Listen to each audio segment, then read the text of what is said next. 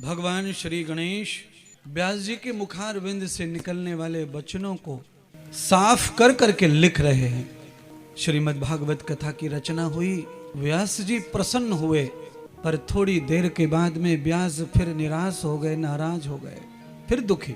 अब नारद जी ने कहा कि अब क्या हुआ?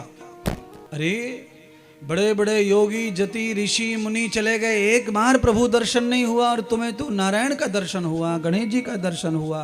नारायण आए अपनी कथा दे गए, गणेश आए रचना कर गए, अब व्यास क्यों नाराज हो, क्यों दुखी हो, क्या बात है?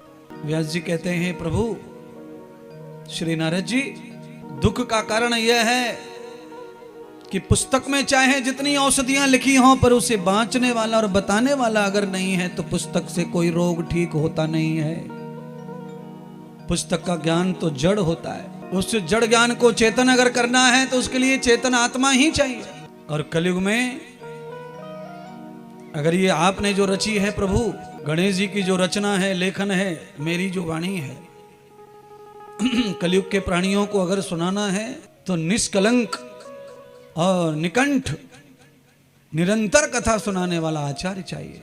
न श्रीहतो न भागवतम वासौ, जिनमें स्वयं भागवत का वास हो और भजन का वास हो, ऐसा महात्मा कोई एक आचार्य आए, वो कथा का गान करे तो कथा का प्रचार होगा। नहीं तो ये कथा लिखी रहेगी और मैं मर जाऊंगा, किसी के काम नहीं आएगी। तब नारद जी ने तीसरे देवता का मंत्र दिया, भगवान शिव जी का मंत्र दिया, महादेव का मंत्र दिया।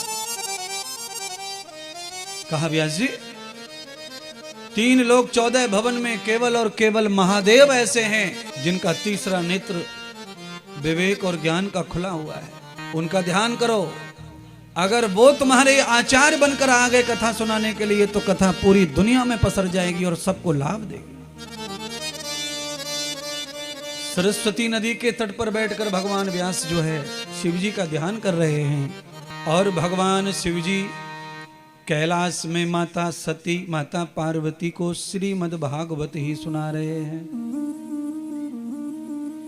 नारद जी ने यही कहा, केवल शिव जी ही ऐसे हैं कि जो इस कथा से पहले ही कथा गा रहे, अगर वो कृपा करेंगे तो जरूर तुम्हारे घर कुछ न कुछ अच्छा होगा। व्यास जी परमात्मा के नाम का जाप कर रहे हैं।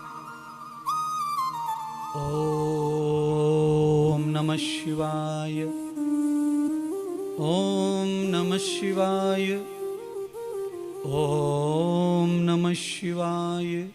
ये व्यास जी की गति है।